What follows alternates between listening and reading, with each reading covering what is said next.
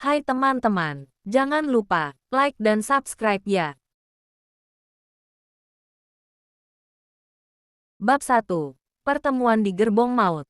Suara mesin uap meraung, membelah keheningan malam yang pekat di jalur kereta api menuju Shanghai.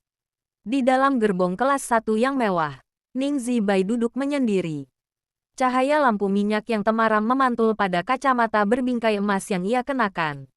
Di pangkuannya, sebuah jurnal kedokteran dari Universitas Heidelberg terbuka, penuh dengan catatan pinggir yang rapi. Zibai menghela napas, merapikan setelan tuit gaya barat yang ia kenakan. 10 tahun di Jerman telah mengubahnya menjadi wanita yang rasional dan dingin, jauh dari bayang-bayang gadis kecil keluarga Ning yang rapuh. Shanghai sudah dekat, batinnya. Ia tidak sabar untuk segera membangun laboratorium farmasi impiannya, jauh dari hiruk-pikuk politik yang mulai memanas di daratan Tiongkok. Tiba-tiba, sebuah guncangan hebat terjadi, bukan karena rel yang rusak, melainkan suara dentuman keras dari gerbong belakang. Dor, dor, Zibai tersentak. Kepanikan mulai terdengar dari lorong kereta. Teriakan histeris dan derap langkah kaki sepatu bot militer yang berat mendekat ke arah biliknya. Sebelum ia sempat mengunci pintu, kayu mahoni itu terbanting terbuka.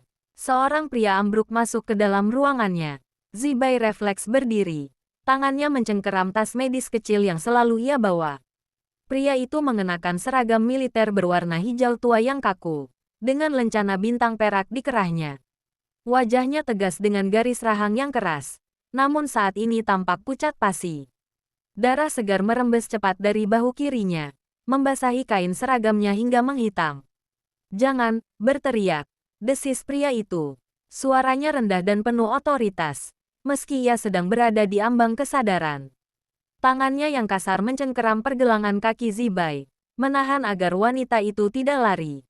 Zibai menatap mata pria itu, mata yang tajam seperti elang. Bahkan di saat maut mengintai, tidak ada rasa takut di sana, hanya kemarahan yang membara. "Aku seorang dokter, maksudku, apoteker, lepaskan. Aku akan membantumu," ujar Zibai dengan suara setenang mungkin, meski jantungnya berdegup kencang. Pria itu perlahan melonggarkan cengkeramannya, menatap Zibai dengan tatapan yang sulit diartikan. Ia seolah sedang mencari sesuatu di wajah wanita itu. Di bawah lampu yang bergoyang, pandangan pria itu jatuh pada leher Zibai, tepatnya pada sebuah tanda lahir kecil berbentuk titik merah di belakang telinganya. Pupil mata pria itu melebar sesaat. "Itu dia," gumamnya nyaris tak terdengar sebelum kepalanya terkulai lemas di atas lantai kayu kereta. Zibai tidak membuang waktu. Ia berlutut di samping pria asing itu. Dengan cekatan, ia mengeluarkan botol alkohol dan perban dari tasnya. Ia merobek seragam pria itu dengan pisau kecil, menyingkap luka tembak yang cukup dalam. "Siapa kau sebenarnya?" bisik Zibai sambil membersihkan luka tersebut. Di luar, suara pengejaran masih terdengar. "Cari dia, dia tidak mungkin lari jauh dengan luka seperti itu," teriak seorang tentara dari lorong. Zibai membeku. Ia tahu jika ia membantu pria ini, ia bisa dituduh sebagai pemberontak. Namun, sumpah profesinya tak membiarkannya membiarkan nyawa hilang di depan mata. Ia menarik tirai jendela gerbong, mematikan lampu minyak, dan terus bekerja di dalam kegelapan, hanya mengandalkan inderanya dan cahaya bulan yang samar. Ia tidak menyadari bahwa pria yang sedang ia selamatkan adalah Duan Yanze, Panglima Perang Wilayah Utara yang dikenal sebagai iblis berdarah dingin. Dan ia juga tidak menyadari bahwa bagi Yanze, pertemuan ini bukanlah sebuah kebetulan, melainkan takdir yang telah ia tunggu selama 15 tahun. Bab 2. Hutang nyawa. Bayaran raga. Pagi itu, Shanghai diselimuti kabut tipis. Kereta api akhirnya berhenti di stasiun. Namun suasana mencekam. Tentara-tentara berseragam abu-abu melakukan penggeledahan ketat di setiap gerbong. Namun, pria yang diselamatkan Zibai semalam telah menghilang sebelum fajar menyingsing, meninggalkan kursi kosong dan noda darah yang telah dibersihkan Zibai dengan sisa alkoholnya. Zibai pulang ke kediaman keluarga Ning dengan perasaan gundah. Ayahnya, Ning Soushan, menyambutnya dengan wajah pucat, bukan dengan pelukan hangat. "Zibai, syukurlah kau kembali tepat waktu," bisik ayahnya dengan suara gemetar. Di ruang tamu keluarga yang luas, aroma cerutu yang mahal tercium menyengat. Zibai mengernyitkan dahi. Ia melihat barisan pria berseragam militer berdiri tegak di sepanjang koridor rumahnya. Di tengah ruangan, duduk seorang pria dengan kaki jenjang yang menyilang, mengenakan seragam kebesaran yang berbeda dari tentara biasa. Bahu kirinya dibalut kain putih yang terlihat di balik bukaan kemejanya. Itu dia, pria dari kereta semalam. Kau, Zibai tertahan di ambang pintu. Pria itu berdiri, tanpa kacamata dan dalam cahaya siang hari.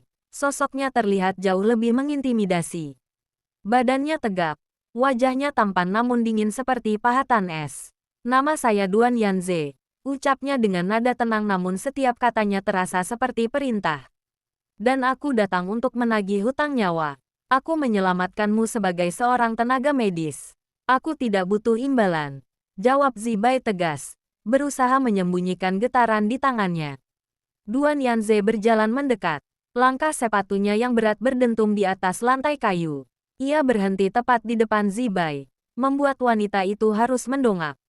Yanze sedikit menunduk, mendekatkan wajahnya ke telinga Zibai hingga wanita itu bisa merasakan hembusan napasnya. Tapi aku ingin memberimu imbalan. Keamanan untuk keluarga Ning, atau kehancurannya. Pilihannya ada padamu, Nona Ning. Zibai mundur selangkah. Apa maksudmu? Menikahlah denganku. Jadilah nyonya di kediaman jenderal, ujar Yanze. Matanya berkilat penuh obsesi. Jika kau menolak, aku tidak bisa menjamin ayahmu akan tetap memiliki izin usaha farmasinya besok pagi. Atau lebih buruk lagi, aku bisa saja menganggap keluarga Ning menyembunyikan buronan semalam. Itu pemerasan. Kau bajingan tidak tahu terima kasih, teriak Zibai. Wajahnya memerah karena amarah. Ayah Zibai bersimpuh di lantai, memegang ujung gaun putrinya. Zibai, tolonglah. Dia adalah penguasa baru di wilayah ini. Jangan melawan dia. Yanze tersenyum tipis, senyum yang tidak mencapai matanya. Ia merogoh saku seragamnya dan mengeluarkan sebuah benda kecil, sebuah kancing baju milik Zibai yang terjatuh di kereta semalam. Kau mengenalku sebagai orang asing di kereta, tapi aku mengenalmu sejak kau masih setinggi pinggangku. Saat kau memberikan separuh roti mantaumu kepada seorang pengemis kecil yang dipukuli di pasar, bisik Yanze. Zibai tertegun. Ingatan samar tentang masa kecilnya berkelebat. Seorang anak laki-laki dengan luka di wajah yang pernah ia tolong. Apakah itu dia? Aku tidak pernah lupa, Zibai. Dan sekarang, aku sudah cukup kuat untuk mengambil apa yang seharusnya menjadi milikku sejak dulu. Yanze berbalik, memberikan tanda kepada ajudannya. Siapkan upacara dalam 3 hari. Jika pengantin wanita tidak muncul, bakar seluruh gudang obat keluarga Ning. Tanpa menoleh lagi, sang panglima melangkah pergi, meninggalkan Zibai yang berdiri kaku di tengah kehancuran dunianya. Bab 3. Sarang Serigala. 3 hari berlalu seperti mimpi buruk. Kediaman keluarga Ning yang biasanya tenang kini dipenuhi dengan kotak-kotak hantaran berwarna merah sutra. Namun bagi Zibai, itu lebih mirip tumpukan kain kafan. Dengan gaun pengantin kipau merah bersulam emas yang mencekik lehernya, ia melangkah masuk ke kediaman Jenderal Duan, sebuah bangunan megah bergaya kolonial yang dikelilingi oleh tembok tinggi dan penjaga bersenjata. Duan Yanze tidak ada di sana untuk menyambutnya. Ia sedang berada di markas militer, meninggalkan Zibai di tengah sunyinya paviliun utama. Jadi, ini pahlawan wanita yang berhasil memikat hati kakak Yanze. Zibai menoleh. Seorang wanita muda dengan gaun sutra modern yang provokatif berdiri di ambang pintu. Dia adalah Ningsu, saudara angkat Zibai. Ningsu telah lama tinggal di kota sebagai kerabat jauh yang menumpang. Namun ia selalu bermimpi menjadi nyonya di rumah jenderal. Suer, apa yang kau lakukan di sini? Tanya Zibai heran. Ningsu melangkah masuk. Jemarinya yang lentik menyentuh kain hantaran dengan nada menghina. Aku sudah di sini jauh sebelum kau pulang dari Jerman, kakak. Aku yang menemani jenderal saat dia merasa kesepian. Dan sekarang kau datang merampas semuanya hanya karena sebuah kebetulan di kereta. Zibai menghela napas lelah. Jika kau sangat menginginkan posisi ini, ambillah. Aku di sini karena paksaan. Jangan berlagak suci, desis Ningsu. Matanya berkilat benci. Kau hanya seorang apoteker yang kebetulan punya wajah cantik. Tapi ingat, di rumah ini, obat-obatanmu tidak akan bisa menyembuhkan intrik yang akan kau hadapi. Malam harinya, pintu kamar pengantin terbuka kasar. Bau alkohol dan sisa bubuk mesiu tercium dari tubuh Duan Yanze. Ia melepaskan topi militernya dan melemparkannya ke kursi. Lalu menatap Zibai yang masih duduk kaku di tepi tempat tidur. Kau belum mengganti pakaianmu, ucap Yanze datar. Aku tidak sudi menyentuh apapun di rumah ini, jawab Zibai dingin. Yanze berjalan mendekat, mencengkeram dagu Zibai dan memaksanya menatap mata elang itu. Kau mungkin membenciku sekarang. Tapi di wilayah ini, namaku adalah hukum. Kau adalah istriku, Ning Zibai, milikku. Kau bisa memiliki ragaku, tapi tidak pikiranku, apalagi cintaku, tantang Zibai. Yanze tertawa rendah, sebuah tawa yang terdengar getir. Cinta, itu barang mewah yang tidak mampu dibeli oleh seorang tentara. Aku hanya butuh kau di sisiku, untuk memastikan bahwa gadis kecil yang dulu menyelamatkanku tidak akan pernah menghilang lagi. Tiba-tiba, seorang ajudan mengetuk pintu dengan tergesa-gesa. Jenderal, maaf mengganggu, tapi ada laporan bahwa gudang logistik di pelabuhan disabotase. Nama Tuan Lin Feng disebut-sebut terlibat. Mendengar nama Lin Feng, mantan tunangannya, jantung Zibai berdegup kencang. Ia melihat rahang Yanze mengeras. Lin Feng, Yanze melirik Zibai dengan tatapan penuh kecurigaan yang mematikan. Sepertinya masa lalumu datang lebih cepat dari yang kukira. Tanpa berkata apa-apa lagi, Yanze berbalik pergi dan mengunci pintu kamar dari luar, meninggalkan Zibai dalam kegelapan yang mencekam. Ia menyadari bahwa ia bukan hanya terjebak dalam pernikahan tanpa cinta, tapi juga di tengah pusaran dendam antara pria yang pernah ia cintai dan pria yang kini membelenggunya. Bab 4. Kabut di dermaga tua. Seminggu setelah malam pernikahan yang dingin itu, suasana di kediaman jenderal semakin mencekam. Yanze jarang pulang, dan jika ia pulang, tatapannya pada Zibai selalu penuh dengan kecurigaan yang tak terucapkan. Sore itu, sebuah surat terselip di bawah pintu kamar Zibai. Zibai, aku tahu kau dipaksa. Temui aku di dermaga tua gudang nomor 7 malam ini. Aku akan membawamu pergi dari iblis ini. Lin Feng. Zibai bimbang. Ia tidak mencintai Lin Feng lagi. Perasaan itu sudah lama memudar sejak ia pergi ke Jerman. Namun keinginan untuk bebas dari cengkeraman Yanze jauh lebih besar. Tanpa ia sadari, Ningsu mengintip dari balik tirai lorong. Tersenyum licik sambil memegang telepon untuk menghubungi seseorang. Malam itu, kabut turun sangat tebal di pelabuhan Shanghai. Zibai berlari menuju dermaga. Nafasnya tersengal. Di sana, seorang pria dengan mantel panjang menunggunya. Lin Feng, panggil Zibai. Pria itu berbalik. Wajah Lin Feng tampak kuyu dan penuh obsesi. Zibai, kau datang. Ayo cepat. Kapal menuju Hong Kong sudah siap. Tunggu. Lin Feng, aku tidak bisa pergi begitu saja. Ayahku dalam bahaya jika Yanze tahu. Ayahmu sudah aman. Zibai, aku sudah mengatur semuanya. Lin Feng menarik tangan Zibai dengan kasar. Namun, sebelum mereka sempat melangkah, lampu sorot dari beberapa mobil militer tiba-tiba menyala, membelah kabut dan membutakan mata mereka. Derap, derap, puluhan tentara bersenjata laras panjang mengepung mereka. Dari tengah barisan, muncul sosok tegap yang sangat dikenali Zibai. Duan Yanze melangkah maju, tangannya memegang cambuk kulit, sementara di tangannya yang lain terselip pistol Browning yang siap tembak. Melarikan diri dengan kekasih lama, Nyonya Duan. Suara Yanze terdengar seperti es yang pecah. Sangat tenang, namun mematikan. Yanze, ini tidak seperti yang kau bayangkan. Teriak Zibai. Diam, bentak Yanze. Ia menatap Lin Feng dengan kemarahan yang meluap-luap. Lin Feng, kau mencoba mencuri milikku menggunakan informasi palsu dari Ningsu. Kau pikir aku sebodoh itu? Lin Feng tertawa getir. Ia menarik Zibai ke belakangnya dan mengeluarkan senjata. Dia bukan milikmu. Yanze, kau hanya monster yang membelenggunya. Zibai panik. Lin Feng, letakkan senjatamu. Namun terlambat. Lin Feng, yang sudah kehilangan akal sehatnya karena cemburu dan tekanan, mengarahkan moncong pistolnya tepat ke arah Yanze. Jika aku tidak bisa memilikinya, maka kau pun tidak boleh. Lin Feng menarik pelatuk. Dor, Zibai memejamkan mata.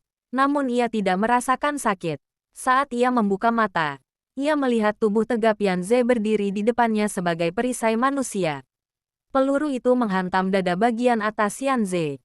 Tidak, jerit Zibai. Yan Ze tidak tumbang. Meski darah mulai membasahi seragamnya, ia masih sempat melepaskan tembakan balasan yang mengenai lengan Lin Feng hingga pistolnya terlepas. Para prajurit segera meringkus Lin Feng yang mengerang kesakitan. Yan Ze berbalik perlahan, menatap Zibai dengan tatapan yang kini tidak lagi dingin, melainkan penuh luka, bukan karena peluru, tapi karena pengkhianatan yang ia sangka terjadi. Kau benar-benar ingin pergi dariku, bisik Yan Ze lirih. Suaranya bergetar sebelum akhirnya ia jatuh bertumpu pada satu lutut. Darah merah segar mengalir deras dari dadanya. Zibai jatuh bersimpuh, menangkap tubuh pria itu.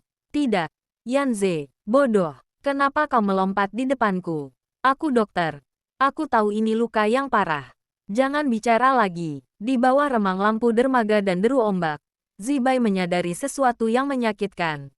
Ia membenci pria ini karena telah memaksanya. Namun ia jauh lebih membenci dirinya sendiri jika pria ini harus mati demi melindunginya. Bab 5. Akhir yang indah di tengah kekacauan. Suasana di dalam ambulans militer sangat kacau. Suara sirene meraung, bersahutan dengan dentuman meriam dari kejauhan, tanda bahwa pasukan musuh mulai menyerang perbatasan Shanghai. Namun, bagi Zibai, dunia seolah menyempit hanya pada sosok pria yang terbaring lemah di depannya. Cepat, tekan lukanya, teriak Zibai pada ajudan yang gemetar. Tangannya sendiri bersimbah darah, mencoba menjepit pembuluh darah Yan Ze yang pecah dengan alat seadanya. Yan Ze membuka matanya sedikit, menatap wajah Zibai yang penuh air mata dan keringat. Zibai, pergilah ke pelabuhan. Kapal itu masih bisa membawamu, bisiknya dengan sisa tenaga. Diam, Duan Yan Ze. Kau tidak punya hak memerintahku sekarang, bentak Zibai sambil menangis. Kau memaksaku masuk ke hidupmu, jadi kau harus bertanggung jawab untuk tetap hidup. Setibanya di rumah sakit lapangan, Zibai mengambil alih. Ia melepaskan gaun pengantinnya yang sudah kotor dan mengenakan jubah putih dokter. Di tengah kekurangan obat-obatan karena perang, ia menggunakan ramuan farmasi eksperimental yang ia kembangkan sendiri untuk menghentikan infeksi. 3 hari 2 malam ia tidak tidur. Di luar, langit Shanghai memerah karena api peperangan. Ning Su, yang mencoba melarikan diri dengan membawa harta keluarga, tertangkap oleh tentara musuh, sementara Lin Feng dideportasi sebagai pengkhianat. Namun, bagi Zibai, satu-satunya yang berarti adalah detak jantung pria di depannya. Pada fajar hari keempat, saat sinar matahari pertama menembus jendela rumah sakit yang retak, jemari Yan Ze bergerak. Ia perlahan membuka mata dan melihat Zibai tertidur di samping tempat tidurnya, masih dengan tangan menggenggam botol infus. Yan Ze menyentuh rambut Zibai dengan tangan yang masih lemah. Zibai terbangun. Matanya sembab namun seketika berbinar melihat kesadaran suaminya. Kau masih di sini? Tanya Yan Ze parau. Zibai tidak menjawab dengan kata-kata. Ia memeluk pria itu dengan hati-hati, membenamkan wajahnya di bahu Yan Ze yang tidak terluka. Aku tidak akan kemana-mana. Kau adalah anak laki-laki yang memakan rotiku dulu. Dan kau adalah pria bodoh yang menerima peluru untukku. Aku baru sadar bahwa aku sudah memaafkanmu sejak lama. Yan Ze tersenyum. Kali ini sebuah senyuman yang tulus dan hangat, yang menghapus segala kedinginan di wajahnya. Aku berjanji, Zibai, setelah perang ini usai, aku tidak akan menjadikanku tawanan lagi. Aku akan menjadi suamimu yang sesungguhnya. Epilog. 1 tahun kemudian, Shanghai mulai berbenah dari sisa-sisa perang. Sebuah apotek modern dan pusat riset farmasi berdiri megah di pusat kota dengan nama Zize Pharmacy. Di depan gedung itu, Duan Yan Ze, yang kini telah melepaskan sebagian besar kekuasaan militernya untuk menjadi pelindung kota, berdiri menunggu istrinya. Zibai keluar dengan senyum cerah, menggandeng tangan pria yang dulu ia benci, namun kini menjadi belahan jiwanya. Di tengah dunia yang masih penuh ketidakpastian, mereka menemukan kepastian pada satu sama lain. Belenggu yang dulu mengikat mereka kini telah berubah menjadi ikatan cinta yang tak terhancurkan oleh deru perang sekalipun. Tamat.